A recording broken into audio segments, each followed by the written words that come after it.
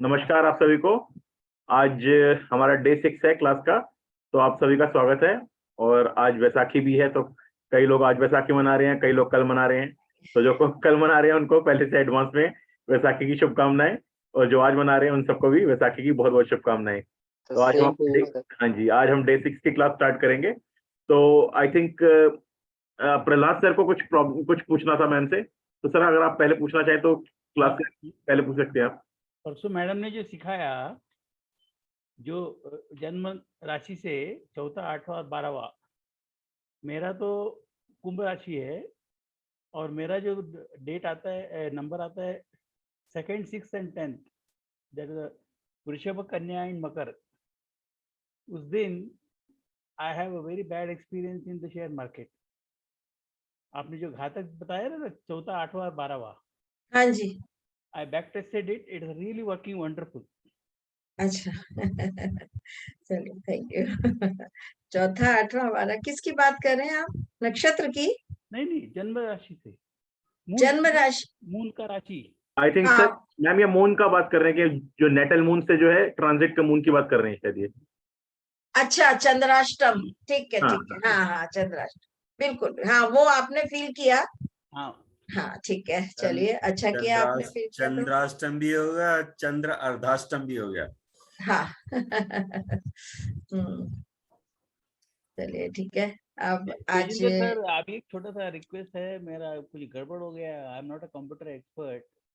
वो मेरा पहले का 2-3 नोट्स गायब हो गया, वो डिलीट हो गया। तो can you just send it once again? Sir आपको पर्सनल आपके व्हाट्सएप पे मैं दोबारा भेज दूंगा, सारे भेज दूंगा। Thank you. अब आप ध्यान रखिएगा, जिस दिन चंद्राष्टम हो उस दिन मार्केट में पैसा मत लगाइएगा। देखिए, उस दिन नहीं होगा फायदा। जिस दिन 11th होगा तो उस दिन लगाएंगे तो धन लाभ होगा। चलिए, ठीक है। अच्छा, ऐसे ही एक्सपीरियंस बताएंगे, अच्छा लगेगा, है ना। आज और नई चीज बताती हूँ मैं आपको। देखिए, अब हम जो पढ़ रहे थे दशा और अंतरदशा, दशा में अंतरदशा, मैंने उस दिन आपको कुछ क्लियर किया था। आज और बताती हूँ कि दशा, महादशा नाथ जो होता है उससे वो जब महादशा शुरू हुई, हमने देख लिया कि वो अभी जो बताएंगे, तारा जो मैं बता गई हूँ कि जन्म नक्षत्र से महादशा नाथ का अपन नक्षत्र देखते हैं कि ये कौन सी दशा है। ठीक है, ये अपन ने देख लिया। उसके बाद में महादशा नाथ किस स्थिति में, ये देख लिया। लेकिन क्या पूरी महादशा एक सा रिजल्ट देगी? उसमें अंतरदशाओं के, महादशा को अंतरदशाएं सपोर्ट करती रहती हैं और उससे अपने को रिजल्ट मिलते रहते हैं। तो पहले मैंने आपको बताई थी कि छिद्र दशा होती है, तो जो दशा है उसी की अंतरदशा आ जाए, जो महादशा है उसी की अंतरदशा आ जाए। अब उसमें कई रीजन होते हैं कि जैसे अगर मान लीजिए महादशा नाथ अच्छा है, शुभ है, हर तरह से शुभ है, कुंडली में भी, नेटल चार्ट में भी शुभ है, तो भी उसको शुभ फल नहीं मिलेंगे। दूसरा होता है, अगर मान लीजिए क्रूर ग्रह है, पापी ग्रह है, हम 3, 5, 7 का तारा आ गया, जो मैंने बताया था, सब तरह से अस्त है, यानी कि वो दशा हमारी खराब जानी है। लेकिन वो छिद्र दशा होने के उस महादशा में अंतरदशा हमें अशुभ प्रभाव भी नहीं देगी। इसके बाद मान लीजिए अगर कोई योग कारक ग्रह है, योग कारक ग्रह की पता है आपको दशा बहुत अच्छी होती है, लेकिन योग कारक ग्रह की दशा में अंतरदशा भी योग कारक की शुभता हमें नहीं प्रदान करेगी। ये पॉइंट होते हैं। लेकिन क्या इतनी अच्छी अगर कोई दशा है तो क्या वो हमें देगी ही नहीं परिणाम? ये सोचने वाली बात है ना। इसमें देखते हैं कि जो प्रत्यंतर दशा है वो भी उसी की होगी पहली, उसमें रिजल्ट मिल जाता है। अब मान लीजिए, ये भी एक फैक्ट है, ध्यान से सुनिए, कि अब मान लीजिए हमें कोई रिजल्ट मिल गया उस दशा में, अगर अच्छा, वो दोबारा उस दशा में आएगा ही नहीं, रिपीट नहीं होगा उस दशा में। ये ध्यान देने की बात है। मान लीजिए कि किसी की पंचमेश की दशा है और उसके संतान हो गई, तो वो फिर दोबारा उस दशा में, पूरी महादशा में संतान होने के चांसेस बहुत कम हो जाते हैं। शादी है, मृत्यु है, ये तो एक ही बार होने वाले काम है, ये हो जाते हैं, लेकिन क्योंकि वो दोबारा नहीं होते। लेकिन उसके बाद जो लघु पाराशरी में पढ़ती हूँ उसमें ये लिखा है कि अगर किसी की मृत्यु है तो वो उसमें, जैसे उन्होंने लाल बहादुर शास्त्री जी का उदाहरण दिया है कि उनकी बुद्ध की अंतरदशा में डेथ हुई थी। हमारे प्राइम मिनिस्टर श्री अटल बिहारी वाजपेयी का भी ये लिखा हुआ है कि शनि की दशा में डेथ हुई थी। तो ये जो एक बार होने वाले काम है वो हो जाते हैं, और अगर हो गए तो फिर वो, मान लीजिए किसी का प्रमोशन हो गया, दशा और अंतरदशा सेम थी, हो गया, तो वो फिर वो पूरी महादशा में दोबारा रिपीट नहीं होता अगर वो दे देता है। ये सिर्फ माहौल बना देते हैं। अगर अशुभ है तो अशुभता का, शुभ है योग कारक है, तो ये एक माहौल बन जाता है, माहौल क्रिएट कर देते हैं कि ये दशा हमारी दशा में अंतरदशा हमारी ऐसी जाने वाली है। इसको छिद्र दशा बोलते हैं। इसको बहुत तरह से देखते हैं। जब शादी के लिए हस्बैंड वाइफ का देखते हैं, हम पार्टनरशिप में देखते हैं, उस समय भी ये दशाएं मिला लेते हैं, क्योंकि ये पूरक हैं, इनमें कोई अंतर ही नहीं है। डिग्री वाइज नक्षत्र सेम है, कम से कम कुछ तो दो चीजें तो होनी चाहिए ना, तब तो हम प्रिडिक्ट करेंगे ना। तो इसीलिए ये आपको छिद्र दशा का मैंने बताया, ये बहुत इंपॉर्टेंट होता है, इसके बारे में पता होना चाहिए। अब हमने छिद्र दशा का पढ़ लिया, अब हम देखेंगे कि हम महादशा में अंतरदशाएं कैसे प्रिडिक्ट करते हैं। इसके 4-5 जो मेन पॉइंट हैं वो मैं आपको बता रही हूँ, और ये इतने अच्छे पॉइंट हैं कि अगर इनमें आपने कमांड कर ली तो आप कोई भी अंतरदशा प्रिडिक्ट करने में बहुत एक्सपर्ट हो जाएंगे। इसमें देखिए, एक जो होता है, जो हमने पहले देखा कि हम ये देखेंगे कि प्लैनेट उच्चाभिलाषी है, अस्त है, कैसा है, डिग्री वाइज कैसा है, या गृह युद्ध में पराजित है, जो मैंने आपको सारी अवस्थाएं बताई वो सब हम देख लेंगे। फिर कुंडली में दशा कौन सी है वो भी देख लेंगे, तारा ये भी अपन देख लेंगे, है ना। ये सब देखने के बाद एक जो मेन पॉइंट, जो 4-5 पॉइंट है, उसमें 4 पॉइंट मेन होते हैं, उसमें एक पॉइंट है जो मैं आपको बता रही हूँ, वो होता है सहधर्मी और संबंधी। इसके बारे में इतना बुक्स में है, इतना डिटेल लिखा है कि एक एक लग्न को हम पढ़ाने लगे तो शायद हम एक एक महीना लगा दें उसको पढ़ाने, इतना डिटेल में है।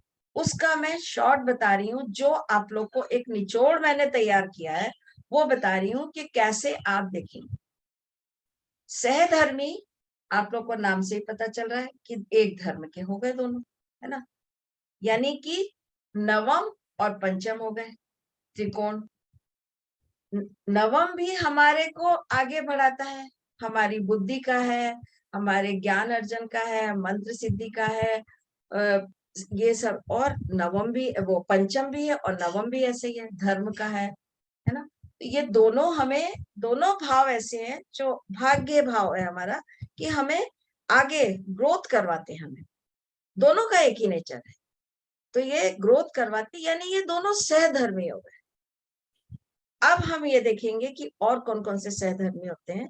अब हम देखेंगे कि ऐसे सारे त्रिकोण के जो होते हैं वो आपस में सहधर्मी होते हैं। आप देखिएगा, सारे त्रिकोण, 4 जो त्रिकोण होते हैं सबको देखिए, उनके जो आते हैं कालपुरुष, वो सारे मित्र होते हैं। धर्म, अर्थ, काम, मोक्ष।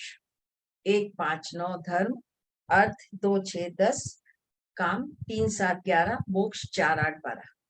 तो ये देखिएगा आप लगा के।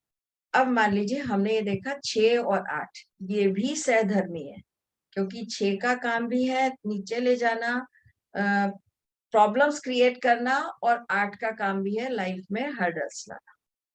ये दोनों सहधर्मी हो गए, 6 और 8।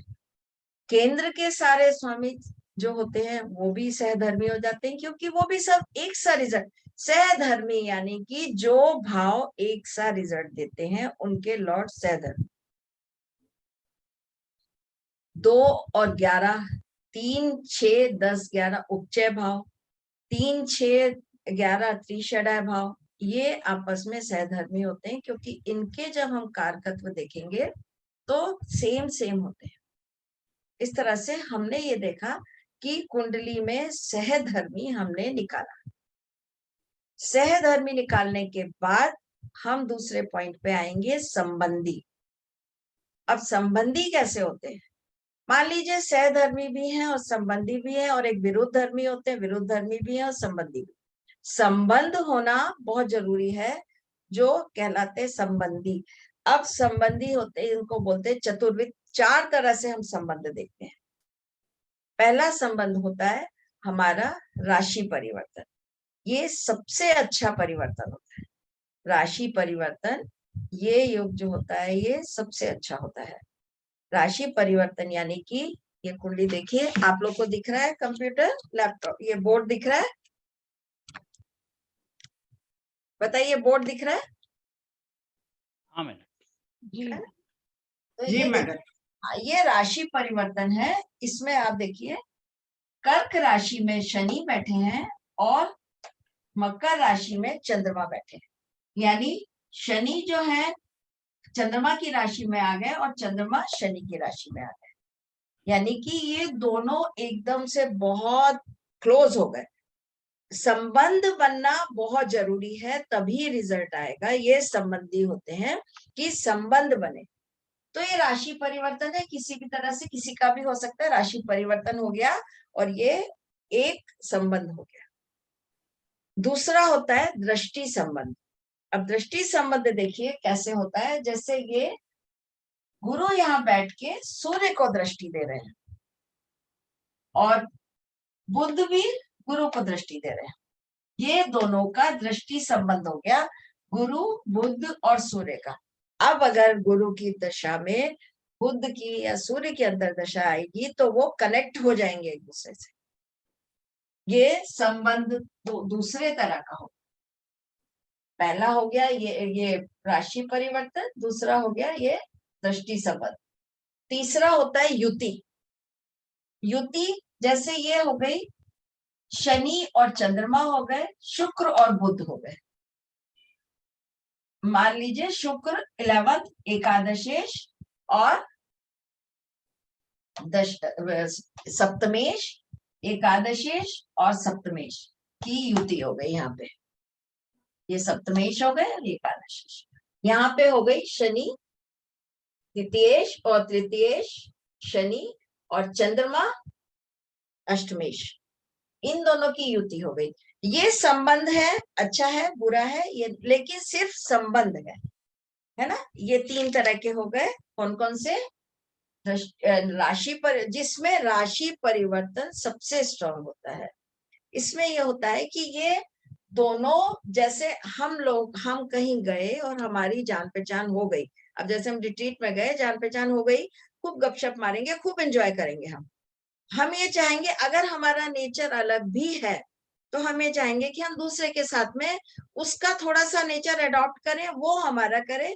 यही तो फ्रेंडशिप होती है। तो हम दोनों एक दूसरे के साथ कंफर्टेबल हो जाए, ये होता है। ये युति हो गया, दृष्टि हो गया, राशि परिवर्तन हो गया। ये दृष्टि और ये दृष्टि, राशि परिवर्तन और ये युति। और फोर्थ होता है नक्षत्र परिवर्तन। नक्षत्र परिवर्तन यानी कि एक प्लैनेट, दोनों प्लैनेट आपस में एक दूसरे के नक्षत्र में हो।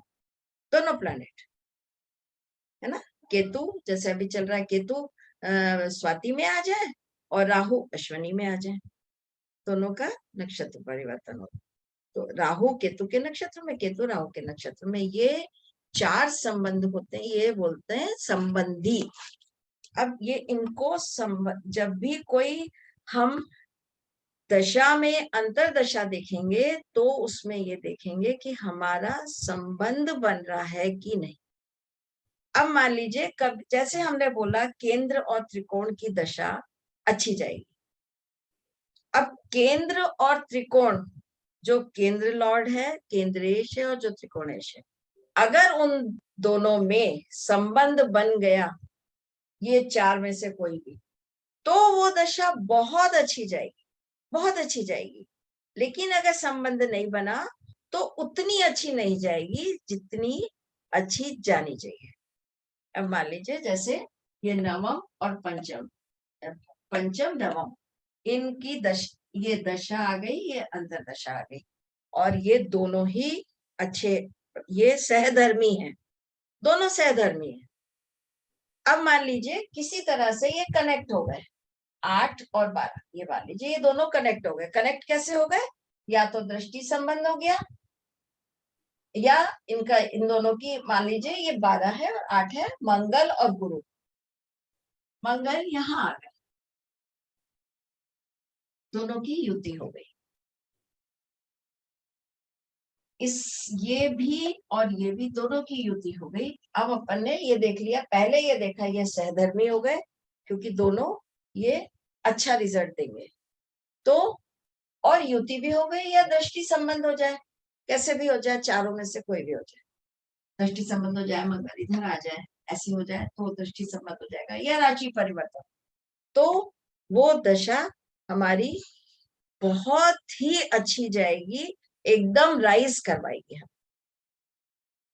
ठीक है, राइज करेंगे उस दशा में, क्योंकि सहधर्मी भी है, नवम पंचम भी है, और उसके बाद में क्योंकि नवम पंचम दोनों अच्छे त्रिकोण है और दोनों हमें राइज करवाएंगे, तो अच्छी जाएगी।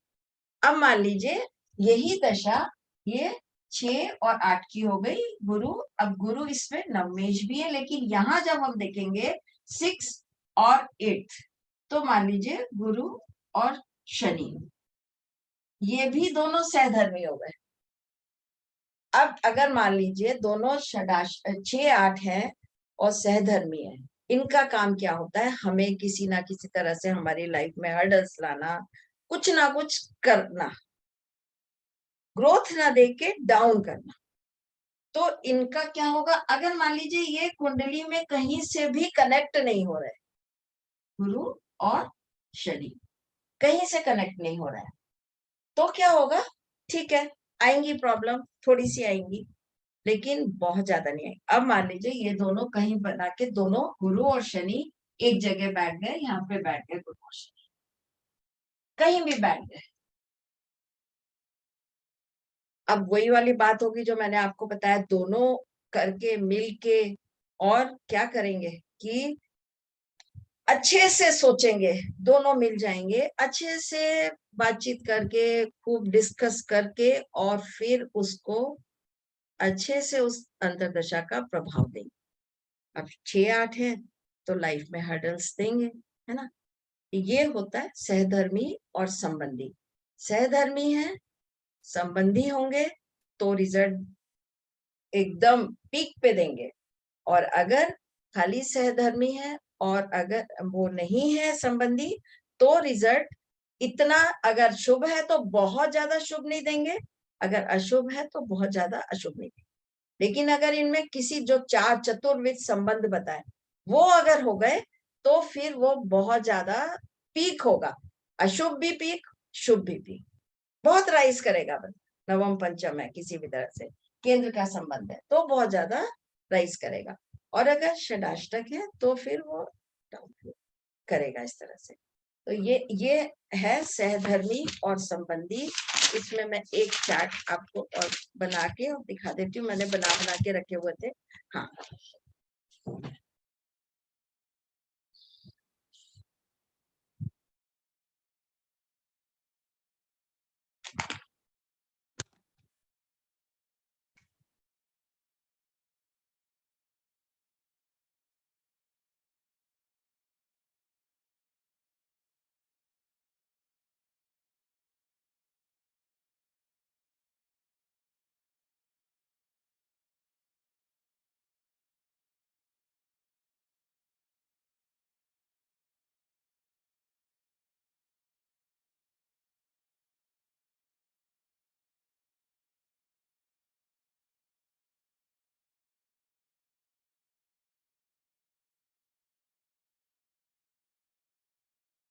ये देखिए, ये मकर लग्न की कुंडली है। अब इसमें यहाँ शनि देव बैठे हैं और यहाँ मंगल, ठीक है। अब बताइए, मंगल और शनि केंद्र के स्वामी हैं दोनों, ये और ये, हो गए कि नहीं बताइए, बोलिए कोई। शनि और मंगल, मंगल की दशा महादशा और शनि की अंतर्दशा। इसके बाद में ये और भी इसको एक्सप्लेन करूंगी। ये देखिए, अब मंगल और शनि ये सहधर्मी है क्योंकि दोनों ही केंद्र के स्वामी हैं। मंगल में शनि, शनि की तीसरी दृष्टि मंगल पे आ गई, यानी कि क्या हो गया, दृष्टि संबंध हो गया। तो ये सहधर्मी भी हो गए, संबंधी भी हो गए।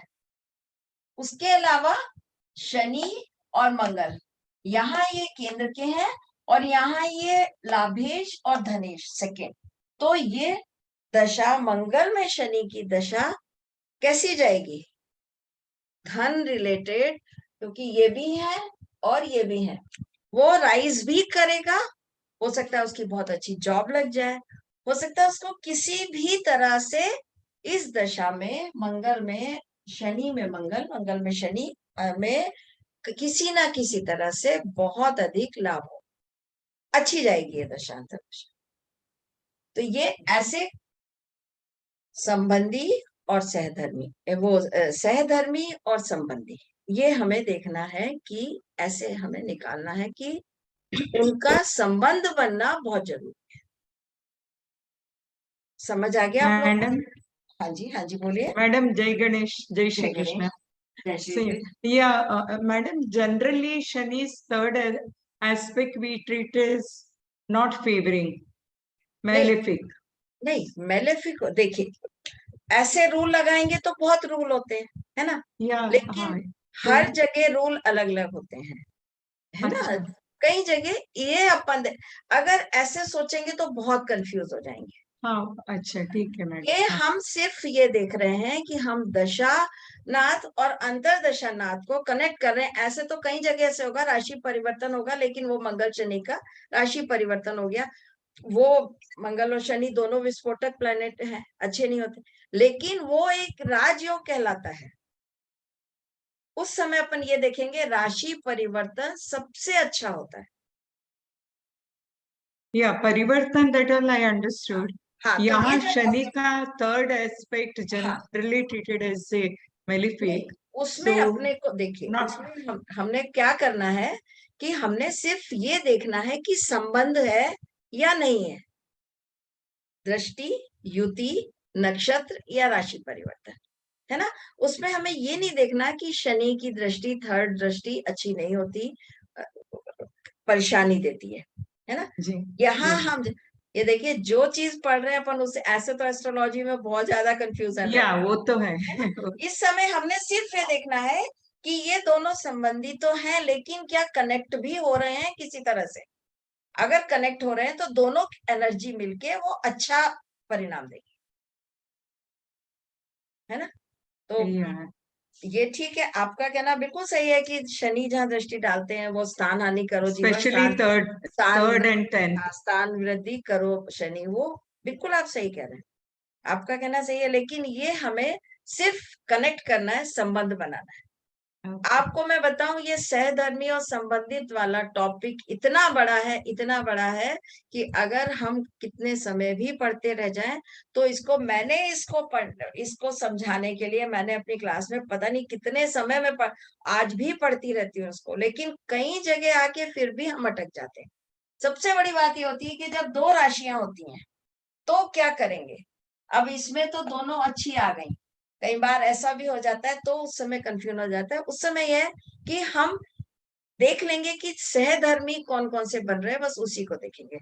और ये दशा में अंतरदशा निकालने का 25% है, जो मैंने बताया कि चारों जब अपन सब चीजें कनेक्ट करेंगे तब एक हम प्रिडिक्ट कर पाएंगे ना। तारा मिलान, सहधर्मी, ये बहुत इंपॉर्टेंट है, और तारा मिलान। अगर किसी ने सहधर्मी संबंधित विरुद्ध धर्मी समझ लिया तो दशा अंतरदशा प्रिडिक्ट करना बहुत ज्यादा आसान हो जाता है, बहुत आसान हो जाता है। उस समय बस आप ये देखिए कि कहीं ना कहीं से कनेक्ट हो रहे हैं क्या, दृष्टि, युति, नक्षत्र या राशि, ये देखिए। उस समय थोड़ी देर को भूल जाइए कि तीसरी दृष्टि उसकी खराब हो। Oh, yes, madam, that's always. योग भी बन रहा है, ये दोनों इधर से भी कनेक्ट हो रहे हैं, इधर से भी, इसीलिए बहुत अच्छा है। For me it is completely new topic. हाँ इसके ये लिए नो आई विल बिकॉज हाँ जनरली हम लोग ये सोचते कि 3-7-10 अच्छा नहीं है, बट इन केस ये 3-7-11 में if it is aspect to his own house then he will अच्छा नॉट हार्म नहीं करेगा। वो तो अपन बिल्कुल, ये तो सबसे पहले देखते हैं अपन कि अगर कोई भी क्रूड प्लैनेट भी है और अपने भाव पे दृष्टि दे रहा है, वो भाव कितना बली हो जाता है, ये तो अपन देखते ही है ना, यस कि अगर अपने भाव पे चाहे वो क्रूड है, चाहे शुभ है, चाहे अशुभ है, उसने दृष्टि दे दी तो वो अब बहुत बली हो जाएगा, है ना। ये है तो यस ये ठीक है, दृष्टि है लेकिन संबंध बन रहा है। आई हम विल स्टडी मैडम, नोट्स इस में एक स्टडी करें। हाँ ये हम Okay. महादशा से अंतरदशा, क्योंकि महादशा को अंतरदशा ही सपोर्ट करती हैं और महादशा के रिजल्ट आते जाते हैं, है ना। इसके बाद एक होता है विरुद्ध धर्मी। ये टॉपिक बहुत लेंदी है और मैं आप लोग को बहुत अच्छे से एक नोट्स बना के समझा रही हूँ। मान लीजिए ये मकर लग्न की है, इसमें ये शनि हो गए और सूर्य हो गए, ये विरुद्ध धर्मी हो गए, क्योंकि एक शुभ भाव है और एक अशुभ भाव है, ये प्लैनेट विरुद्ध धर्मी हो जाते हैं। अब अगर शनि में सूर्य की दशा आ गई तो ये विरुद्ध धर्मी हो गए, लेकिन फिर भी ये अपना रिजल्ट वो नहीं देंगे जब तक ये कनेक्ट नहीं होंगे दोनों आपस में। तो वहां भी हम देखेंगे कि कनेक्ट नहीं होंगे तो इतना बेकार रिजल्ट नहीं देंगे। आपको पता है शनि में सूर्य की दशा में क्या होता है, ज्यादातर पिता पुत्र है ना, तो फादर से प्रॉब्लम या इस टाइप के हो जाता है ना, लेकिन ये उतना रिजल्ट खराब नहीं देंगे। विरुद्ध धर्मी इनका नाम होता है, विरुद्ध धर्मी, क्योंकि एक अच्छा भाव है, एक खराब भाव है। अब इसमें भी हम वही देखेंगे कि पहले तो ये देखेंगे कि शनि और सूर्य की, मान लीजिए यहाँ पे युति हो गई शनि और सूर्य, इसमें हम ये देखेंगे कि अब कौन सा प्लैनेट पावरफुल ज्यादा है। अब यहाँ कौन सा प्लैनेट पावरफुल हो जाएगा, exalted है, सूर्य is debilitated है, सूर्य डेबिलेटेड, तो क्या so होता it है, नीच that is नीच भंग राजयोग। नीच भंग राजयोग। तो नीच जी भंग हो रहा है मैडम, ना, तो सूर्य हो ही गया ना, नीच भंग हो रहा है सूर्य का। वो तो या जब दोनों, वैसे ये कहते हैं जब शनि और सूर्य साथ में होते हैं तो सूर्य देव अपने आप को खुद डाउन कर लेते हैं और शनि देव को बलि बना देते हैं, या लेकिन यहाँ पे नीच भंग हो रहा है। एक तो ये स्थिति हो जाती है, ये दोनों की युति हो गई या इनकी दृष्टि हो गई। दृष्टि हो गई तो अगर शनि पे सूर्य की आ रही है तो सूर्य को डाउन करके शनि पावरफुल हो गए, अगर सूर्य पे शनि की आ रही तो सूर्य पावरफुल हो गए, शनि डाउन हो गए। जिसकी दृष्टि आ जाएगी जिसपे, तो वो फिर डाउन, क्योंकि शनि की 3 दृष्टि हो जाती है। इसके बाद ये देखते हैं, ये तो सब विरुद्ध धर्मी हो गए कि ये दशा अच्छी नहीं जाएगी, और अगर ये कहीं से भी ये कनेक्ट हो गए, युति दृष्टि कनेक्ट हो गए तो ये और ज्यादा प्रॉब्लम क्रिएट करेंगे। कनेक्ट नहीं होंगे, खराब जाएगी, लेकिन इतनी खराब नहीं जाएगी, है ना। उसके अलावा एक पॉइंट और होता है, अगर इन दोनों ने किसी भाव पे दोनों ने दृष्टि डाल दी, ऐसे बैठे हैं कि किसी भाव पे दोनों ने दृष्टि डाल दी, मान लीजिए यहाँ शनि बैठ गए, यहाँ दृष्टि डाल दी और यहाँ सूर्य बैठ गए,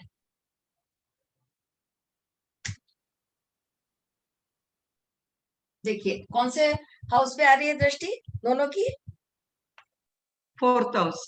4th हाउस पे आ रही है। तो जी मैडम, जब एक भाव पे दोनों ने दृष्टि डाल दी और विरुद्ध धर्मी की दशा अंतरदशा है, तो ये मान के चलिए कि उस भाव से रिलेटेड बहुत ज्यादा हमें प्रॉब्लम आई। मकान बन रहा है, बीच में रह गया, मदर को प्रॉब्लम हो गई, जो भी है, सुख शांति, घर की सुख शांति, नेम, जो भी 4th हाउस से हमें मिलना है उसमें हमें, और ये भाव और कारकत्व से इंसान कहीं, प्लेनेट और भाव से कहीं, जो नेचर है जिस भाव से रिलेटेड है उससे अलग कभी नहीं जाते प्लेनेट। तो ये सहधर्मी, संबंधित और विरुद्ध धर्मी, ये चीजें, ये है तीनों चीजें। अब आप बताइए इसमें से आपको समझ आ गया सबको?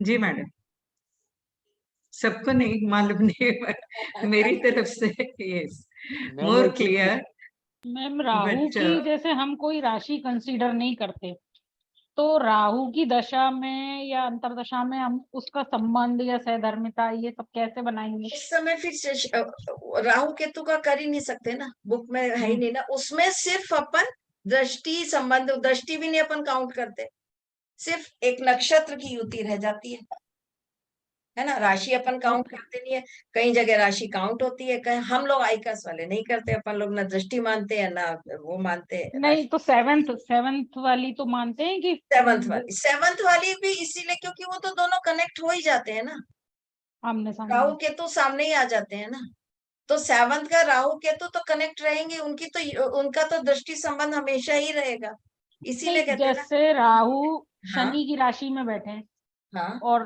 त्रिकोण में बैठे हैं 9th में, हाँ और राहु की दशा चल रही है, तो शनि की अंतरदशा में कुछ बनेगा आपस में संबंध, शनि की अंतरदशा में राहु कहाँ बैठे हैं? क्योंकि वो शनि की राशि में ही बैठे हैं हाँ 9th तो में, हाँ तो युति हो जाएगी ना। बट शनि साथ में नहीं है। अच्छा शनि साथ में नहीं है, शनि की शनि की राशि में राशि परिवर्तन नहीं हो रहा ना, राशि मतलब परिवर्तन नहीं होगा ना।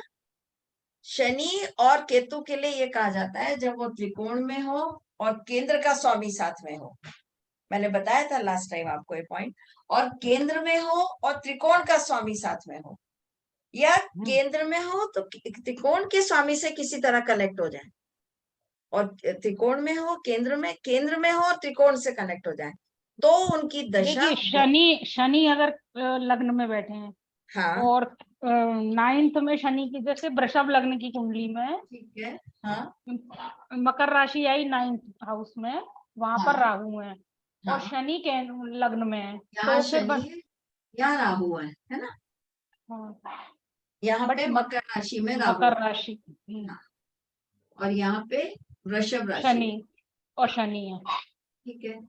तब भी मुझे नहीं लगता संबंध केंद्र त्रिकोण का बन रहा है, बट वैसा नहीं बन रहा। केंद्र त्रिकोण का बन रहा है ना, केंद्र त्रिकोण का बन रहा है, और ये वृषभ राशि है, ये मकर है, ये देखिए ये मकर राशि में आ गया ना राहु, तो शनि से कनेक्ट तो हो रहे हैं, लेकिन जो हमारा रूल है कि राशि परिवर्तन वो नहीं होता।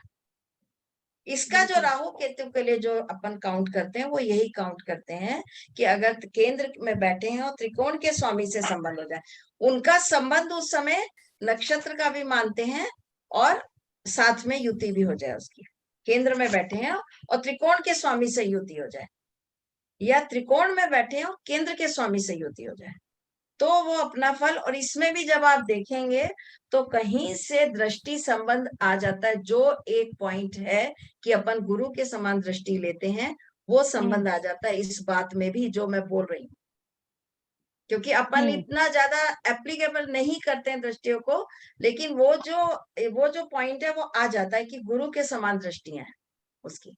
केंद्र में बैठे, 7-9 वाली, हाँ केंद्र में बैठे हैं तो त्रिकोण के स्वामी से कनेक्ट होंगे, त्रिकोण में बैठे तो केंद्र के स्वामी, संबंध तो वो दृष्टि का अपनी भी हो दशा अंतरदशा में। अच्छा देखिए, सबसे पहले अपन ये देखेंगे कि महादशानाथ कहाँ पे है, किस स्थिति में है, उसके बाद महादशा से हम अंतरदशा में आएंगे। जो महादशा नाथ की मैंने आपको कंडीशन बताई कि महादशा में अंतरदशा सेम होगी, तो ये होता है। उसके बाद अपन एक एक दशा काउंट करते जाएंगे और ये देखते जाएंगे कि इस अंतरदशा में क्या फल मिलेगा। ये एक बाकी पॉइंट सबकी है। तो मैम क्या है, राशियां हैं, बट राहु की नहीं है, केतु की नहीं, बट राहु की महादशा में हम फिर किसी को भी कनेक्ट करना सिर्फ युति और नक्षत्र परिवर्तन, युति बस युति होती है ना, युति, और वो युति कौन से भाव के स्वामी से है ये देखते हैं हम। युति है और वो कौन से भाव का स्वामी है, केंद्रेश है या त्रिकोणेश है या षष्ठेश है, कौन है, उस पे डिपेंड करती है राहु की दशा। राहु की दशा ऐसा नहीं है, राहु की दशा फर्स्ट से अर्श पे भी पहुंचा देती है। हाँ, लेकिन राहु की दशा, राहु त्रिकोण में मतलब 9th हाउस में बैठे हैं, तो प्लेसमेंट तो हम अच्छा मान रहे हैं, बट उनकी प्लेसमेंट अच्छा मान रहे हैं, त्रिकोण में अच्छा मान रहे हैं, लेकिन बस हम यही देखेंगे उसकी कि उसके किसकी दृष्टि पड़ रही है उसपे, केंद्र के स्वामी से कहीं तरह से वो कनेक्ट हो रहा है क्या, उसमें ये देखेंगे राहु केतु में। क्योंकि राहु केतु का कहीं मिथुन, कहीं वृषभ, कहीं कुछ, तो हाँ वो तो बहुत इतना ज्यादा कंफ्यूजिंग कंफ्यूजन क्रिएट करने से अच्छा है कि उसको बिल्कुल छोड़ दो, उसको बिल्कुल यूज ही मत करो। सहधर्मी और संबंधित और विरुद्ध धर्मी, इसमें भी कई जगह पॉइंट आते हैं, लेकिन जो मैंने आप लोग को बताया वो ये है, निचोड़ है। मैंने बहुत इसमें मतलब पढ़ाई कर करके फिर मैंने निकाला कि क्या बता सकते हैं, क्योंकि ये इतना डिटेल है, इतना डिटेल है, लघु पारशरी में पूरा भरा पड़ा है।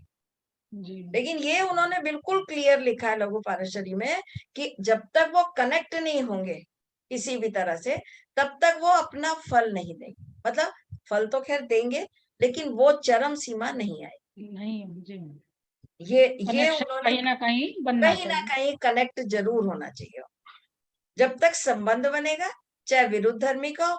विरुद्ध धर्मी के संबंध में इन्होंने एक पॉइंट और जोड़ दिया था कि अगर दोनों प्लैनेट्स की किसी एक भाव पे दृष्टि आ जाएगी और वो दोनों विरुद्ध धर्मी हैं, तो विकार विरुद्ध धर्मी में हम कौन कौन से पेयर ले सकते हैं? जैसे हमने सूर्य और शनि लिया, तो इस शनि तरह। आप हर लग्न का आप लगाइए कि ये जैसे अच्छा, मकर लग्न, खराब भावों के मतलब 6, हाँ 8, 12 के हाँ, स्वामी मतलब ये जो सहधर्मी मैंने बताए उसके ऑपोजिट एक केंद्र विरुद्ध का है, धर्मी। एक अष्टम का हो गया, इस तरह से लगा लिए, है ना। हाँ ये है 10th का है और 6 का हो गया, ये सारे विरुद्ध बिल्कुल धर्मी हो जाएंगे ना। ठीक है, विरुद्ध धर्मी बिल्कुल यानी दोनों का नेचर अलग है, अलग अलग हो सहधर्मी। गए। बस एक बात अपन को ध्यान रखनी, विरुद्ध धर्मी यानी दोनों अलग अलग नेचर के हैं, और सहधर्मी है सहधर्मी, जो सेम नेचर के हैं, हाँ, और और वो दोनों, संबंध भी अच्छा बना रहे हैं हाँ, आपस वो में। दोनों ऑपोजिट नेचर के हैं। मैडम मेरा एक क्वेश्चन है इसमें, हाँ जी, ये विरुद्ध धर्मी जैसे आप बता रहे हैं, जैसे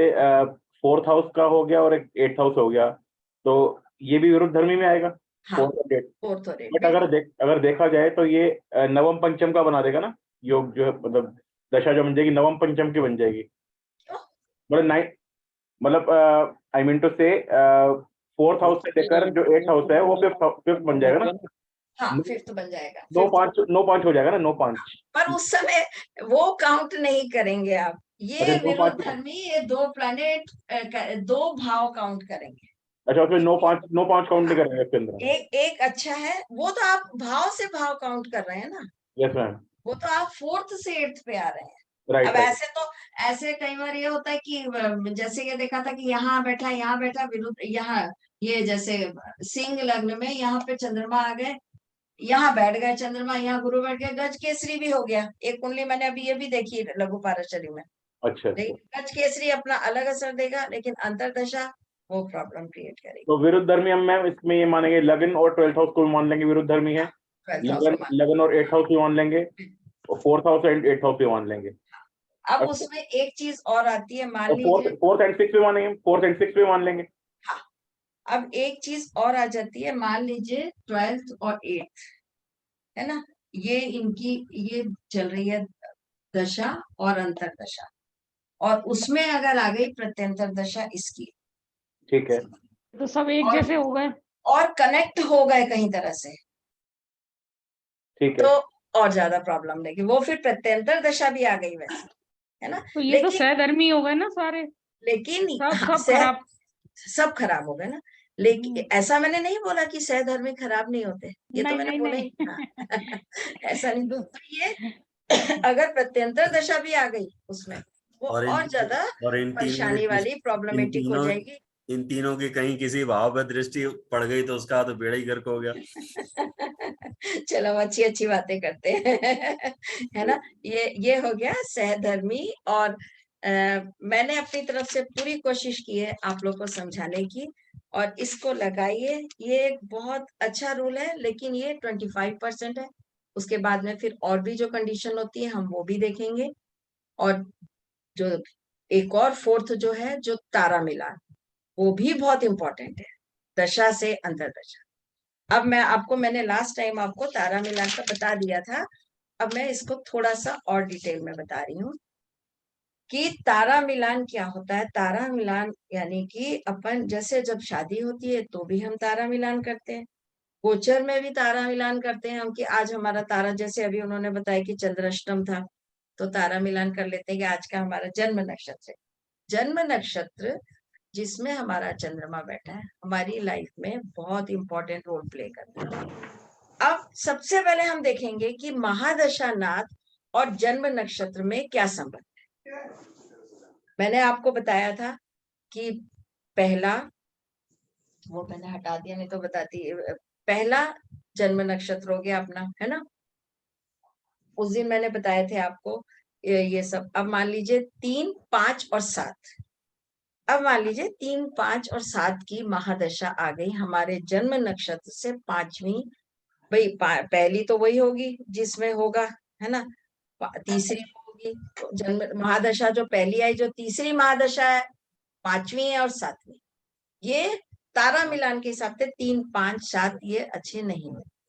ये तो हम महादशा की प्रिडिक्शन कर लेंगे, लेकिन ये भी एक चीज है, वो भी है कि हमने सबसे पहले महादशा का प्लैनेट देखा, किसी ने वो सब देखा, उसके बाद में हमने जन्म नक्षत्र से महादशा नाथ तक हमने तारा मिलान किया, ये हमारी लाइफ की कौन सी दशा है।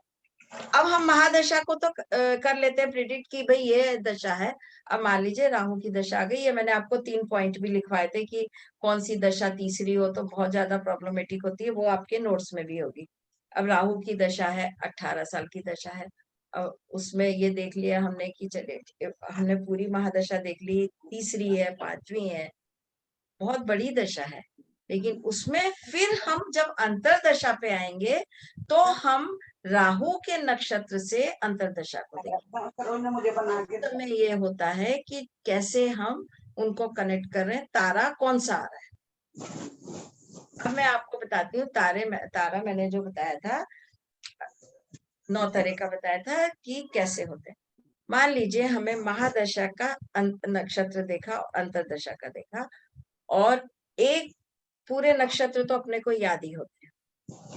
अब हमने महादशा नाथ ये देखा कि हमने महादशा नाथ से अंतरदशा नाथ का नक्षत्र, और उसके बाद में उसको हमने अगर 9 से कम है तो डिवाइड करेंगे नहीं, अब 9 से ज्यादा है तो हम डिवाइड करेंगे, तो 1, 2 ये आ जाएंगे जो अपने पास 9 तक, है ना। तो ऐसे 3 नक्षत्र जो होते हैं, 3 नक्षत्र एक साथ आते हैं, उनका स्वामी एक होता है।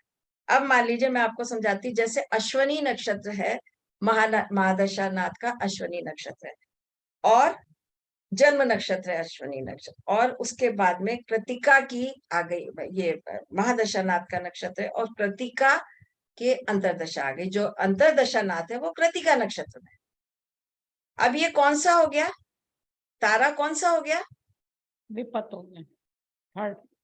जन्म, संपत, विपत। मैं आपको बता देती हूँ, देखिए सबसे पहले होता है जन्म नक्षत्र का तारा जो होता है, जो मैंने बताई छिद्र दशा, अगर जन्म नक्षत्र का ही होगा तो वो वही प्लैनेट आएगा, वही भाव आएगा, उसमें बस जो हमने कर्म किए हैं, जो हमने पिछले कर्म किए हैं, जो हम अब कर रहे हैं, उन सबके हम भोग लें। ये जन्म तारा हो गया। उसके बाद आता है संपत। संपत ये नाम से, नाम में ही इनका अर्थ है, संपत आ गया, सेकंड है। मान लीजिए अश्वनी महादशा नाथ है और भरनी आ गया, तो सेकंड हो गया जन्म और संपत। संपत जैसे पता चल रहा है कि इसमें कुछ ना कुछ हम गेन करेंगे, है ना, संपत्ति बनेगी। संपत्ति, संपत्ति से मतलब संपत्ति नहीं है, ये है कि कुछ ना कुछ हमारी प्रोग्रेस होगी, ग्रोथ होगी, और ये तारा अच्छा होता है, शुभ होता है। प्रमोशन हो गया, जॉब लग गई, बिजनेस में एकदम राइज कर लिया, इस तरह से उस महादशा में जन्म नक्षत्र से अगर सेकंड होगा तो संपत हो जाएगा। उसके बाद होता है जन्म, संपत, विपत, थर्ड। विपत यानी प्रॉब्लम्स, कैसी भी विपत्ति आ सकती है आपके ऊपर, कैसी भी आ सकती है, और कई बार ऐसा होता है कि बिना सोचे समझे भी आ जाती है। जैसे 8th की अंतरदशा होती है, मान लीजिए 8th हाउस में जब कनेक्ट होता है दशा अंतरदशा में, तो ये बोलते हैं कि उस समय टैक्स चोरी मत करो, रेट पड़ने का डर रहता है, ये सब बताते हैं वो लोग। और अपन लोग का तो ऑकल्ट का तो एक्टिव रहता ही है, हम लोग का एस्ट्रोलॉजर्स का। तो ये विपत्ति आएगी, अब वो विपत्ति किस रूप में आएगी हमें नहीं पता कि हम क्या विपत्ति आएगी। तो जन्म, संपत, विपत, शेम। अब पहला, दूसरा, तीसरा, पांचवा, सातवां। शेम जो होता है वो अच्छा होता है।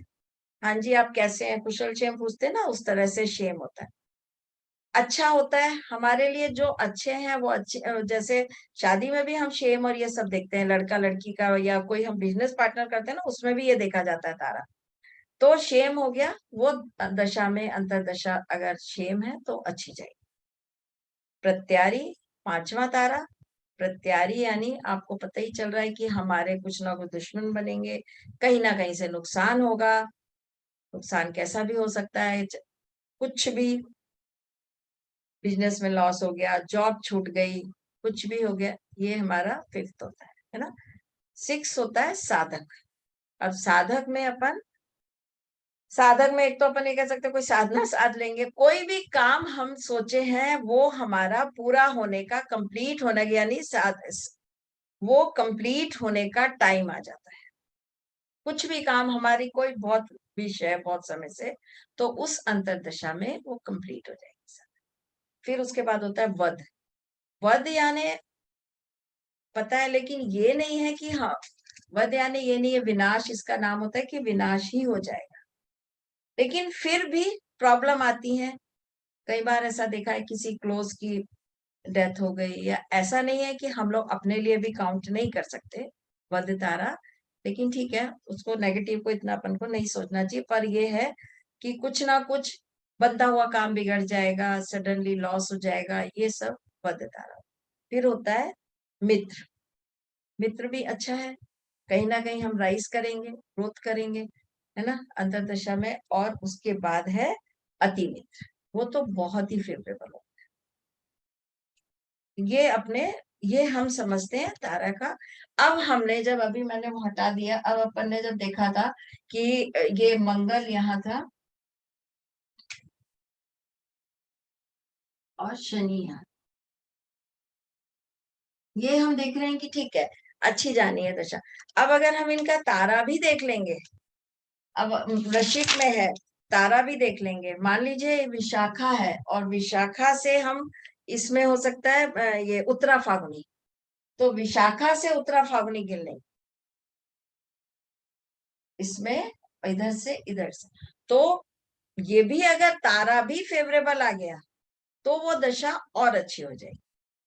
जैसे अपन काउंट करना मैं बता रही हूँ, जैसे हमने अश्विनी से लिया, अश्विनी हमारा महादशा नाथ कर आया, और उसके बाद हमने लिया, मान लिए पूर्व भाद्र, मान लीजिए हमने अश्विनी लिया और कृतिका आया, तो ये थर्ड है।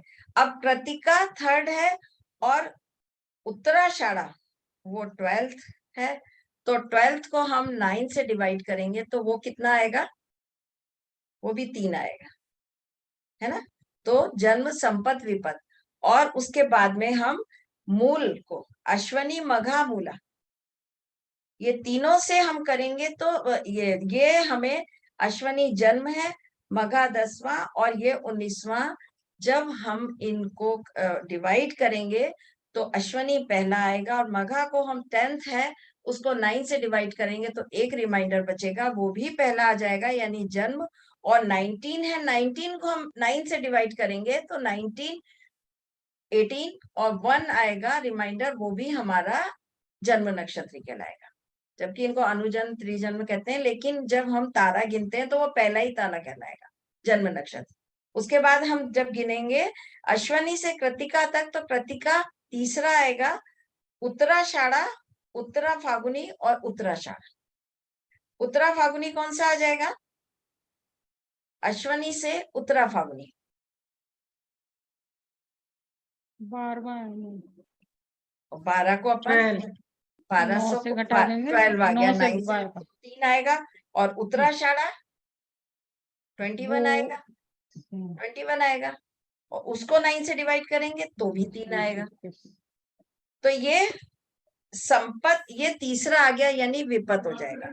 इसके बाद अपन, अगर मान लीजिए हमें संपत लेना है तो शत भी साच है, अगर हम पूर्वा भाद्रपद तक काउंट करेंगे तो कौन सा आ जाएगा, शतभिषा पूर्वा भाद्रपद सेकंड आ जाएगा ना, और पुनर्वसु और विशाखा, पुनर्वसु कौन सा हो जाएगा? 16th मैडम, हाँ वध नक्षत्र, हाँ, वध नक्षत्र 16 16। वध नक्षत्र। अश्विनी से अश्विनी विशाखा। अब मैंने शतभिषा ले लिया है।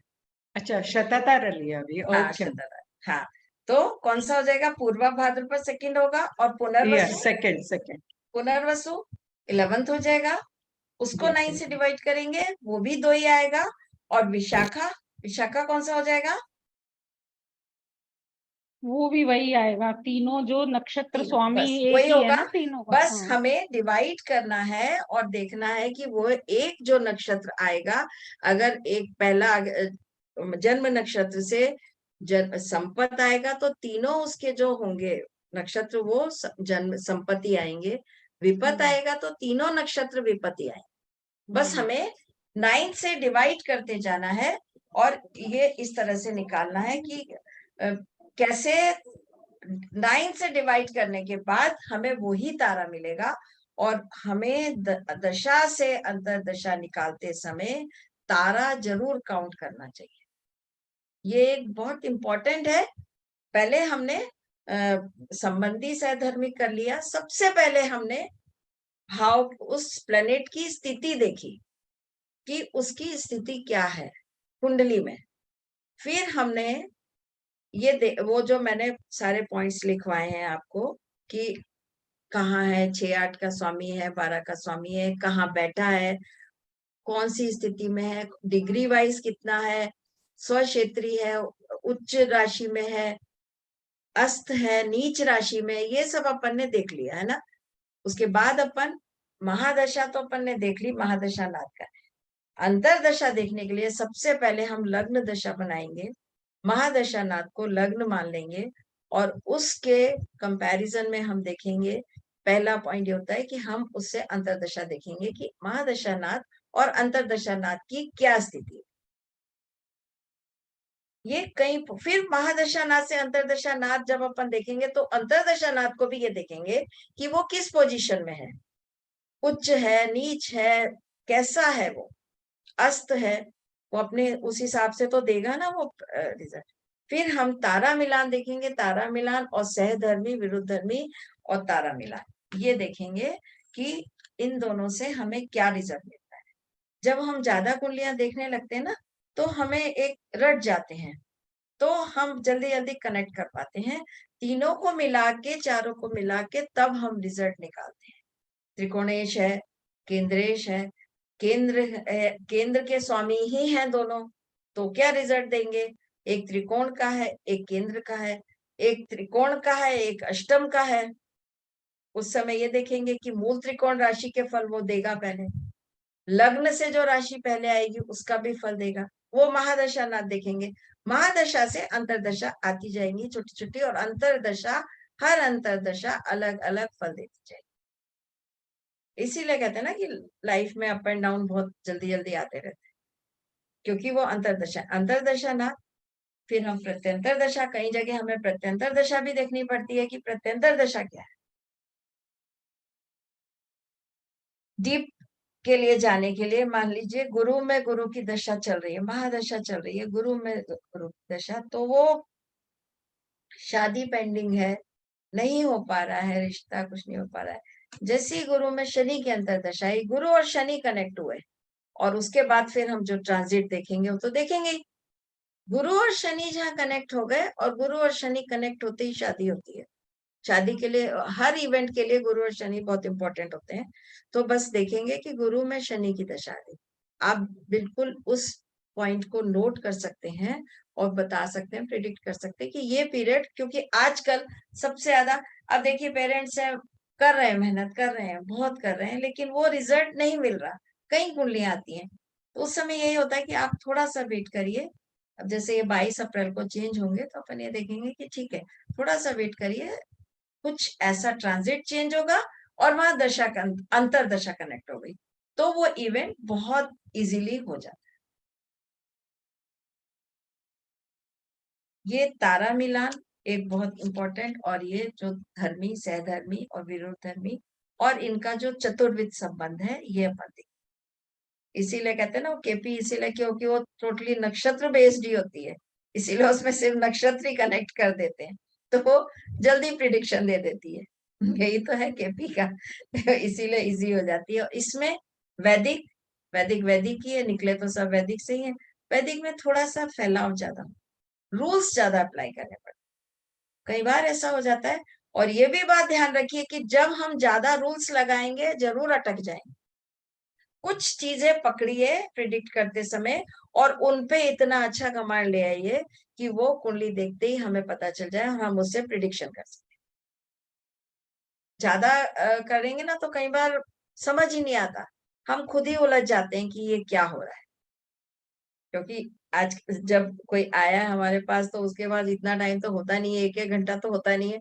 जब हम 5 मिनट भी देते तो देखते हैं तो वो हमारा चेहरा देखता रहता है कि ये क्या बोलेंगे। अब हम भी जब एस्ट्रोलॉजर नहीं बने थे तो जाते थे तो बड़ी डर सा लगता था कि क्या बोलेंगे अभी एस्ट्रोलॉजर, अच्छा बोलेंगे बुरा बोलेंगे, है ना। तो इसीलिए कुछ चीजों पे हम कमांड कर लें, उनको अच्छे से बहुत कुंडलियों पे लगा लें तो हमें पता चल जाता है, खुद हमें पता चलने लगता है कि ये दशा अंतरदशा ये ऐसा रिजल्ट देगी। तो ये आज का टॉपिक आप लोग को सबको समझ आया?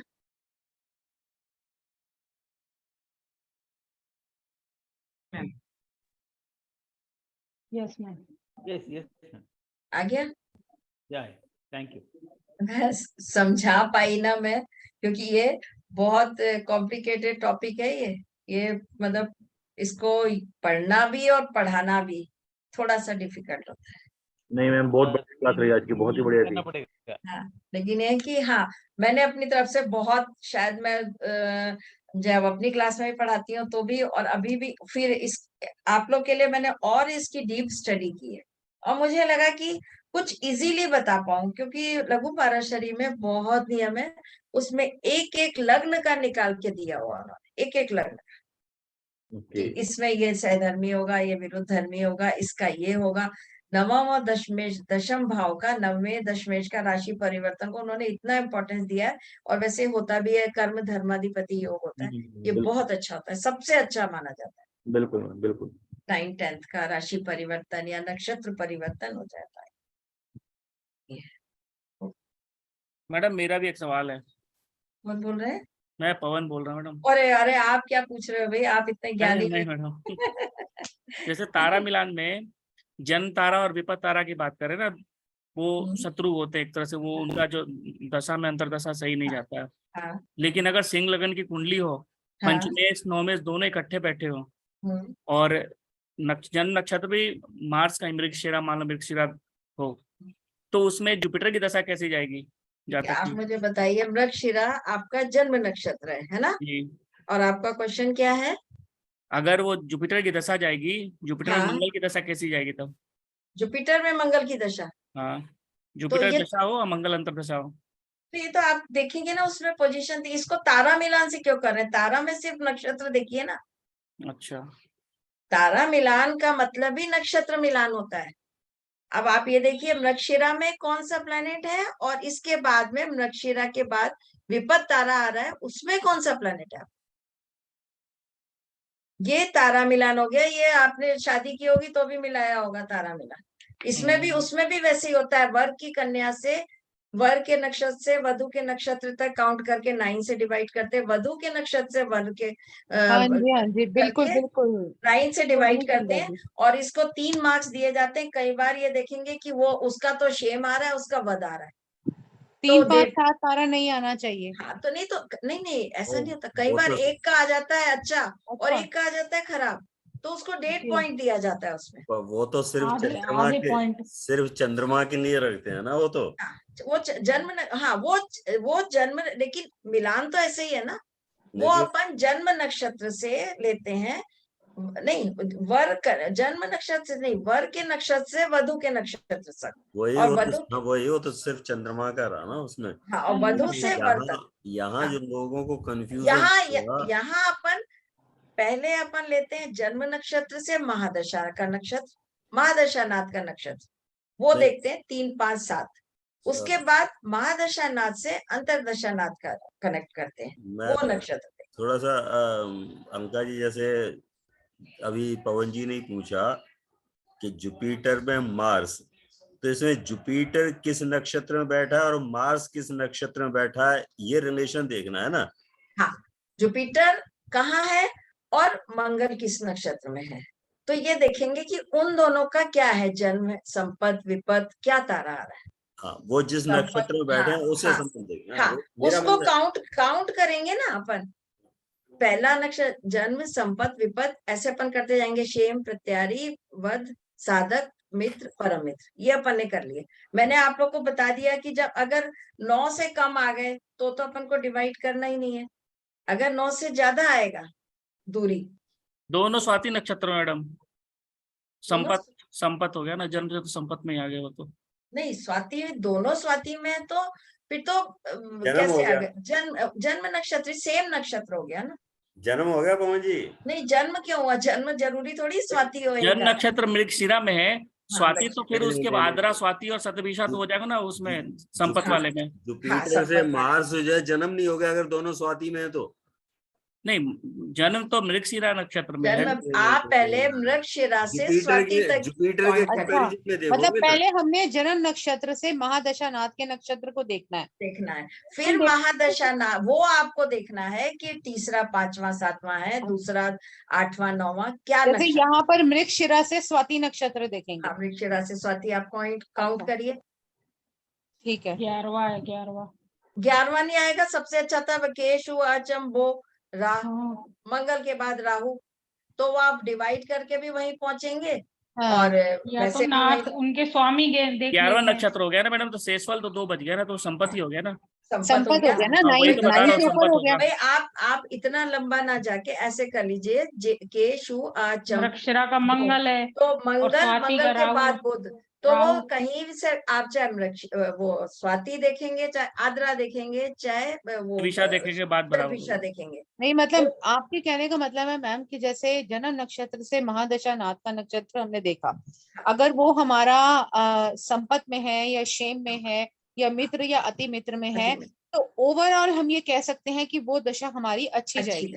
वो अच्छी लेकिन जाएगी, है हमारे ना? को पिन पॉइंट करने के लिए फिर महादशा अंतर, पूरी हाँ। तो एक साथ नहीं एक जैसी हो सकती, फिर बिल्कुल, हम वो, उसके बाद हाँ, महादशा से अंतरदशा का नक्षत्र अंतरदशा देखेंगे। के उसको नहीं, जाएंगे। नहीं, ये नहीं। महादशा नाथ से अंतरदशा को अंतरदशा है, महादशा को सपोर्ट करती जाती है कि ये अच्छी जा रही है, बुरी जा रही है, नहीं पर तो अगर पहले की आपकी अच्छी हो, जन्म सीमा जी, नक्षत्र से महादशानाथ अच्छा हो सीमा और जी, सीमा महादशा, जी, जी जी पालीवाल जी, अभी जैसे पवन जी ने पूछा, मैं इसी क्वेश्चन पे वो रहता हूँ जी कि इनकी जन्म नक्षत्र से जुपिटर जो है वो संपत आ गया। हाँ, हाँ अब ठीक है। जुपिटर में मार्स आ रहा है, वो तो जुपिटर के बेस से जन्म ही हो गया ना, जब एक ही नक्षत्र में दोनों है तो। नहीं, जन्म नक्षत्र नहीं हुआ ना, जन्म नक्षत्र इनका मृगशिरा है। नहीं नहीं नहीं, आप जुपिटर के अंदर मार्स किस में देखोगे आप? दोनों एक ही उसमें है ना, नक्षत्र में, देखो, जुपिटर और मंगल। दोनों स्वाति आप नक्षत्र में है। उनको मत देखो, आप जन्म नक्षत्र उनका मृगशिरा है, मृगशिरा से स्वाति तक काउंट करो। वो मैं समझ गया, वो तो हाँ। जुपिटर आ गया इनका संपत में। जुपिटर आ गया, संपत अब आ गया, अब महादशा संपत आ जाएगी। हाँ, वो संपत की आ गया। अब उसके अंदर जो मार्स है उसको क्या, कौन सा उसको नक्षत्र? वो उसी का जन्म, उनका मतलब दोनों का सेम नक्षत्र हो गया, सेम नक्षत्र हो गया, महादशानाथ का अंतरदशानाथ का सेम नक्षत्र हो गया, यानी कि 1 नंबर हो गया, यानी कि जन्म नक्षत्र नहीं है लेकिन 1 नंबर हो गया। मैं 1 नंबर का मतलब मैं उसे उसके बीच में जन्म नक्षत्र का रिलेशन मान रहा हूँ, यही हाँ, तो मैं ठीक कह रहा है। हूँ। हाँ, आपका ये ठीक है, वो जन्म नक्षत्र नहीं है, लेकिन उनका वो दोनों गुरु उन और दोनों मंगल के, का हाँ, सेम नक्षत्र है। यस, तो उन दोनों के बीच जन्म नक्षत्र का संबंध है। हाँ, लेकिन वो जन्म नक्षत्र वाले हाँ, नहीं, जन्म नक्षत्र नहीं है। जन्म नक्षत्र वाले रिजल्ट नहीं देंगे, रिजल्ट देने में वो सेकंड के ही देंगे, क्योंकि जन्म नक्षत्र से सेकंड है, पर वो दोनों सेम देंगे रिजल्ट, क्योंकि वो दोनों संपत हैं और आपस में भी सेम है। और दोनों, फिर ये तो देखिए मैंने आपको बताया ना, ये तो एक मेथड है, इसके बाद आप गुरु और मंगल की और भी तो पोजीशन देखेंगे ना। नहीं, वो तो पोजीशन हो गई। वो भी वो मैं तारे में जो है, मैं नहीं, ये दोनों जन्म साथ में, नक्षत्र दोनों नहीं साथ आएगा। में। वो मुझे लग रहा अभी कंफ्यूजन है, नहीं, ये रहेगा। जन्म मैम नक्षत्र मैम आप ना एक चीज अरे करना, अरे, चलो request है। चलो इसको मंगल को हटा दो। हाँ, मंगल मंगल। के बाद मैं कहता हूँ कि जुपिटर में राहु आता हाँ है ना? हाँ, तो वो कैसे रिजल्ट देगा? अब यहाँ हम अभी तो चलो सेम आ गया था, तो इसलिए जुपिटर में राहु को आप जुपिटर के नक्षत्र से राहु राहु का नक्षत्र काउंट करेंगे, हाँ, तो वो है ना? जो वहां वो से आएगा अगर मान लो राहु आद्रा में मान लो मैडम, है आद्रा आद्रा। में मान लो, तो वो भी सेकंड आ जाएगा, वो भी सेकंड आ जाएगा, संपत आ जाएगा। नहीं, राहु आद्रा में नहीं, राहु किसी और नक्षत्र में। चलिए किसी और में मान लीजिए, तो उसको आप काउंट करिए। आपका बृहस्पति स्वाति में है ना? और मान लीजिए वो आ गया पुनर्वसु में, विशाखा में आ गया, किसी में भी आ गया, तो स्वाति से आप विशाखा तक काउंट करें। हाँ, तो और उसको देखेंगे, वही तो मैं और कह रहा हूँ। स्वाति से विशाखा तक राहु वो भी, हाँ, हम महादशा नाथ और अंतरदशा नाथ के बीच हम ये नहीं कह रहे वो जन्म नक्षत्र है, जन्म हम ये नक्षत्र कह ये रहे हैं सेम कि नक्षत्र है। रिपीटेशन उसी में ही करनी पड़ेगी। हाँ, तो वो क्या होगा कि वो दोनों कनेक्ट हो गए ना, नक्षत्र से कनेक्ट हो गए। हाँ, देखिए अगर वो एक साथ बैठे हैं, युति भी है और नक्षत्र भी कनेक्ट हो गए। अब अपन ये देख लेंगे कि उनका भाव कैसा है, कहाँ बैठे हैं, उनकी पोजीशन क्या है ना? उच्च राशि में, नीच राशि में, ये सब देख के फिर अपन उस दशा को प्रिडिक्ट कर देंगे। मेरा तो सारे जुपिटर की पॉइंट दशा अपन देख काफी लेंगे अच्छी ना। गई थी, कारण कि दो पंचमेश और नौमेश दोनों उसमें सहज भाव में बैठे हुए थे, थर्ड हाउस में। हाँ, तो जुपिटर की दशा 16 साल की काफी अच्छी मिली, मैं काफी राइज किया। तो वो चाहे संपत्ति की वो थी ना, संपत है ना, भौतिक सुख की बात हो या फिर जिस तरह भौतिक की सुख बातें, संपत्ति, सब कुछ संपत्ति, यानी वो आप नाम से ही देख रहे हैं कि सब कुछ अच्छा मिले। मैरिज भी हुई, बच्चे भी लेकिन हुए, ये बहुत बड़ी बात है कि आपके मतलब पूरी दशा अच्छी चली गई, ये अच्छा है ना? क्योंकि मैडम आपको देखिए कई बार ऐसा होता है कि एक ही दशा में बंदा बहुत राइज करता है और एकदम डाउन भी हो जाता है, या बहुत डाउन होता है एकदम राइज हो जाता है। उस समय नक्षत्र कनेक्ट कर, मान लीजिए वध नक्षत्र आ गया उसका उसी दशा में और अंतरदशा में, है ना? तो मान लीजिए उसको कभी आ गया उसका संपत और खूब राइज करवाया, और बाद में जाते तो कोई दशा ऐसी आ गई जो उसका वध तारा आ गया, तो वो डाउन भी करके गया उसको, ये भी हो जाता है। जैसे कई बार मैडम जुपिटर की दशा खत्म हुई, शनि की दशा स्टार्ट हुई, मैं ऑकल्ट में मुड़ गया। शनि तो लाता ही है होकर, हर कोई शनि की दशा में, या शनि अंतरदशा या 7.5 या 8th हाउस से कनेक्ट होता है, तभी हम ओकल्ट में आते हैं। 8th हाउस से कनेक्ट हो रहा है। ये सब लोग आप अपनी अपनी कुंडलियों में देख लीजिएगा, जब आप ओकल्ट की तरफ अट्रैक्ट हुए, कहीं ना कहीं शनि ने कनेक्ट किया, 8th हाउस को कनेक्ट किया, शनि की दशा आई, शनि की अंतरदशा आई, या फिर आपकी शनि की मैं भी शनि की दशा में आई हूँ, मैं तो शनि की 7.5 में आया। आप 7.5 में, कहीं ना कहीं शनि कनेक्ट होता है, क्योंकि गुण ज्ञान के लिए शनि हमारे मैडम मैं तो चंद्रमा में केतु की दशा में आई थी। शनि की 7.5 होगी जरूर। चंद्रमा के ऊपर तो 7.5 थी। हाँ बिल्कुल बिल्कुल 7.5 तो थी। बट मैडम इसमें शनि की दृष्टि 7th हाउस पे, 7th एस्पेक्ट तो 8th हाउस पे पड़ जाएगी ना, तो कहते हैं कि शनि की जो एस्पेक्ट होता है वो सही नहीं होता है, तो सेकंड हाउस से इसी का आपने एग्जांपल लिया है जो शनि की एस्पेक्ट है, तो 8th हाउस से बढ़ गई तो उम्र भी तो लंबी कर देती है।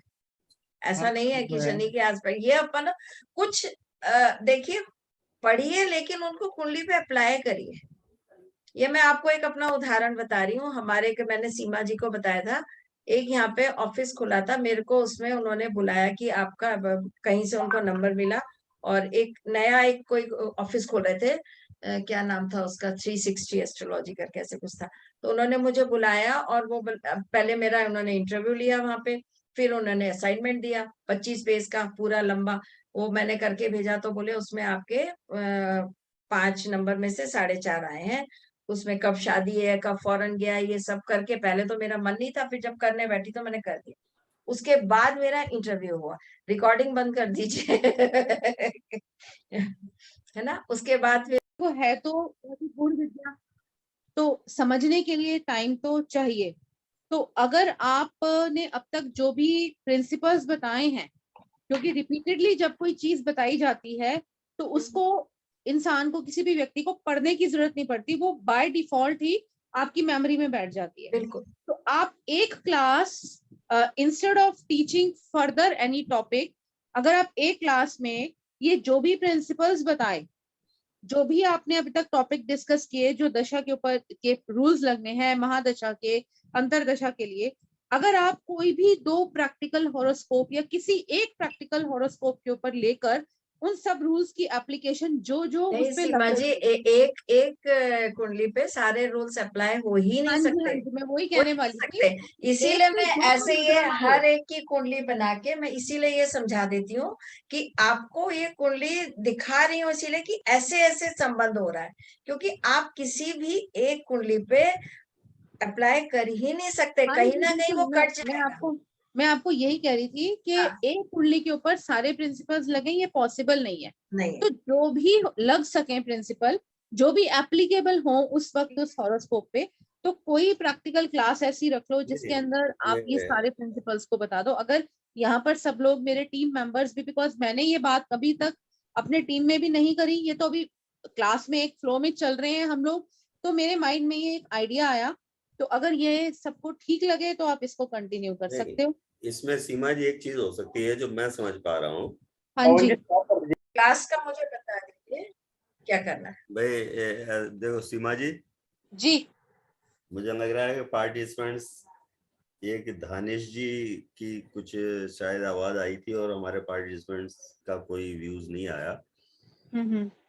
तो इसमें क्वेश्चन पूछेंगे तो अगर गलत भी बोलेगा तो जब उनको बताया जाएगा तो वो परमानेंट याद हो जाता है। यस, और हम लोग जो भी टीम है हमारी, ये कोई यहाँ डराने या धमकाने के लिए थोड़ी होती है बिल्कुल नहीं, कुछ नहीं है। ना। बिल्कुल बिल्कुल। हमारी जो टीम होती है वही है कि आपके जो जहां भी किसी तरह की भी व्यवधा है मन में किसी, तो वो यहाँ क्लियर हो जाए, कंसेप्ट्स आपकी क्लियर हो जाए। और मैं तो कह रही हूँ कि ऐसे कोई हम बहुत ज्ञानी थोड़ी हैं कि हमें पूरा आते, तो इतना गहरा ज्ञान है कि हम एक जन्म क्या 7 जन्म में भी नहीं पढ़ सकते।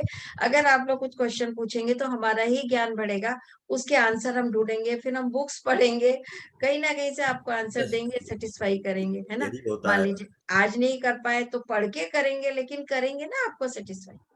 तो इसीलिए कहना है कि आप लोग थोड़ी सी, कई बार ऐसा होता है सारे कोर्स करके हम बस रख देते हैं कि वीडियो सुन लेंगे, वीडियो कभी नहीं सुन पाते, वो फिर एक तरफ हो जाते हैं। कभी नहीं सुन पाते वीडियो।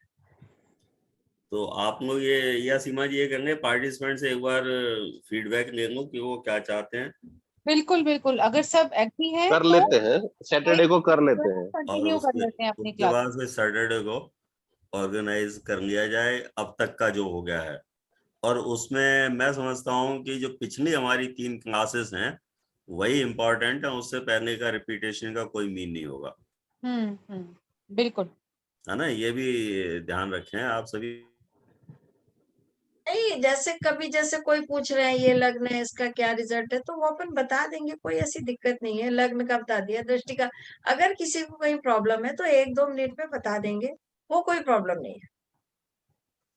लेकिन ये है कि इन लोग को भी पार्टिसिपेट करना पड़ेगा उसमें, बस ये मेरी शर्त है कि मैं बोलूंगी, लेकिन जहां मैंने क्वेश्चन पूछा और जिससे पूछा उसको बताना, आंसर भी देना हो, वही प्रैक्टिकल सेशन होता है। खाली मैंने फिर से बता दिया वो नहीं है प्रैक्टिकल सेशन, वही है कि जब आप लोग भी उसमें इन्वॉल्व हो जाएंगे। ऐसा करेंगे ना अलका जी कि जो हाँ, भी बताना चाहे, हाँ, जो भी इस प्रैक्टिकल सेशन में, देखिए जो भी जवाब देगा एक्चुअल में तो बेनिफिट उसी का ही है। तो जो भी पार्टिसिपेट करना चाहे, जो सुनना चाहे या समझना चाहे, या जो भी पार्टिसिपेट करना चाहे, तो each and every one will open in that practical session कि वो कुछ भी मतलब बता सकते हैं, हॉरोस्कोप पे बताते जाएंगे और आप उनको रेक्टिफाई करते जाओ कि हाँ ये पॉइंट्स के ऊपर आप यहाँ पर ये पॉइंट भी देख सकते हैं। तो उससे उनको कॉन्फिडेंस भी आएगा सबको, और उसके साथ साथ थोड़ा सा बोलने की हिम्मत भी जुटा पाएंगे, क्योंकि मैं सबसे ये बड़ी समझ रही हूँ बात कि ये सब प्रॉब्लम हमारे साथ भी कभी फील हुई है एक टाइम पे। होती थी, हम भी नहीं होती थी बोलते अपने, थे, बिल्कुल इसीलिए होती कुछ थी, गलत ना बोल दें। बिल्कुल। हाँ, ये होता था अपन बोल, लेकिन बोलना बहुत जरूरी है, बहुत जरूरी है बोल। जब तक बोलेंगे नहीं तो कैसे एस्ट्रोलॉजी में काम चलेगा, क्योंकि कोई भी आपके पास आया है और वो कुछ सुनने ही आया है। बिल्कुल। आप चुप बैठेंगे तो वो कहेगा फिर क्या मतलब है मेरे पास आने। चलिए फिर तेजिंदर जी एक बारी या तो ग्रुप में या तो रिव्यूज डाल देते हैं कि भाई अगर सभी लोग इंटरेस्टेड हैं प्रैक्टिकल में, जैसे मैम कह रही हैं कि भाई वो पूछेंगे भी, तो आप लोग नहीं कुछ नहीं, ना कुछ मुझे बता कुछ नहीं पाए। है। अगर आप लोग पूछने के डर से अगर नहीं करना चाहते हैं हाँ तो मैं हाँ नहीं पूछूंगी। मुझे कोई दिक्कत नहीं है, मैं नहीं पूछूंगी, मैं सिर्फ पढ़ा दूंगी। आप ठीक लोग है, जैसे अभी तैयार हो। अभी वाइंड अप करते हैं मैम, अभी वाइंड अप करते हैं। वही मैं कह रही हूँ कि मुझे कोई दिक्कत नहीं, हम्म। जैसे आप लोग सब एग्री हो। आप लोग कहेंगे तो मैं क्वेश्चन पूछूंगी, नहीं कहेंगे तो मैं नहीं पूछूंगी, मैं पूरा समझा के बस कर दूंगी, है ना। तो अपन ये कर लेंगे कि थोड़ा सा अपन ट्रांजिट को स्टार्ट करके या फिर कुंडली लगा के फिर थोड़ा सा ट्रांजिट का पोर्शन पढ़। ठीक है, ठीक है। चलिए। सर्वे भवन्तु सुखिनः, सर्वे सन्तु निरामया, सर्वे भद्राणि पश्यन्तु, मा कश्चित् दुःखभाग् भवेत्। ओम शांति शांति शांति। जय गणपति। जय गणपति। जय गणपति। जय जय गणपति।